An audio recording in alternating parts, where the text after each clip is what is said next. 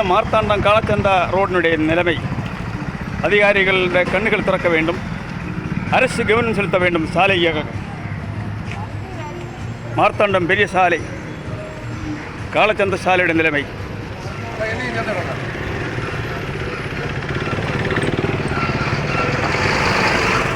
வாகன ஓட்டக்கூடிய மக்களுடைய தள்ளாட்டம். வாகனம் ஓட்ட முடியவில்லை.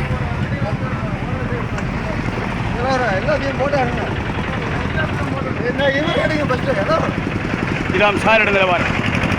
மாவட்ட ஆட்சித்தலைவர் மாநில அரசு கவனம் செலுத்த வேண்டும். டூ வீலர் தொட்டு வாகனம் ஓட்ட முடியவில்லை.